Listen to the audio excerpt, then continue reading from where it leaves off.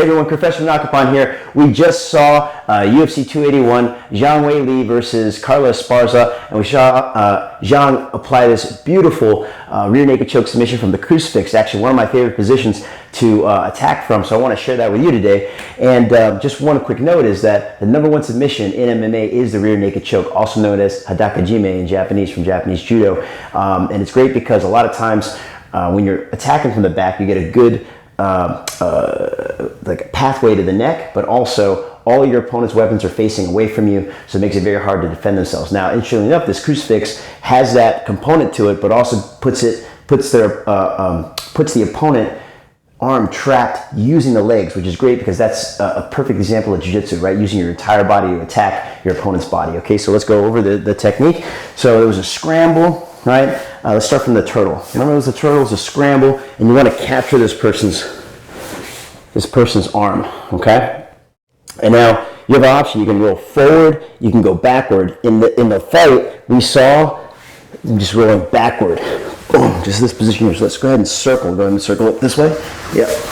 It's falling backward in the Crucifix. So this is the Crucifix. We're here. Boom, boom. This forms the cross, and I have pretty good control of my partner right over here. So you saw that there was a defense, right? There's defending this arm, and she was able to come in, grab this choke, take the hand out, and begin to apply the rear naked choke just from this position. So she wasn't totally on the back, which is a classical position to attack the choke. It was from this Crucifix, okay? Now for me, as a bonus tip, what I like to work is a combination, a dilemma attack between the arm and the neck. So from here, I start to attack the arm using my leg. I take the top leg, and I try to start applying pressure to the wrist. In order for this person to defend this, he begins to rise up and start bridging up, right, to start taking the pressure off of the arm. But what that does is open up the neck. So I can come in, secure the arm, and begin to work the choke. I like to usually work a one-handed choke here, but we saw in the fight, she totally committed to this choke. She extracted her arm,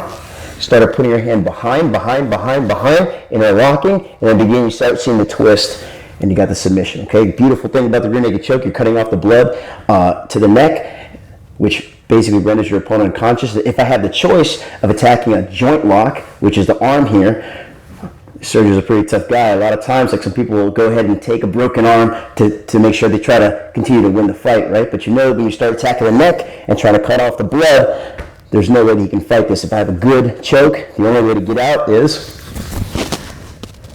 a good tap, okay? So let's go ahead and do this one more time so you can see it.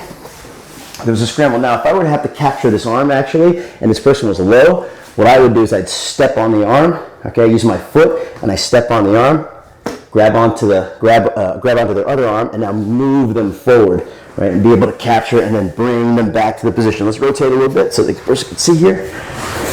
And now in the Crucifix position, I'm using my legs to control his arm. I can use my top leg, okay? Or I can use my bottom leg. It really doesn't matter, but it's important to get good at using both legs so you can go between and make sure you get good control no matter, you know, which leg you have on top, right? But in order to apply the arm bar, you got to make sure you have your top leg on top, tracing back towards the wrist, and this will now allow you to begin to apply pressure with the arm lock, okay? And then now you can go back between the arm lock, okay, and the rear naked choke. Again, making sure that this is his defensive hand. If I start bringing the hand across, he's definitely going to try to defend here, so I want to use my hand that's underneath and controlling to move his hand down, give me a pathway to find his neck, work my hand in, bring my arm all the way across. Okay, again, I can use a one-handed choke where I grab my partner's shoulder, okay, grab this lat right here behind this trap muscle, and begin to make this rotation, and I can get a good one-handed choke. But if you're really in full commitment, like Zhang Weili, takes the hand out, starts putting the hand behind, and get a nice finish from the Crucifix position. So now you can see the rear naked choke from the Crucifix, and you can give that a try. I hope that was helpful for you. I'll post up some recommended videos so you can continue to grow your martial arts skills. Keep training, and I'll see you in the next video. Which is, give me 1 second here. Get out of here! What are you doing? Get out of here!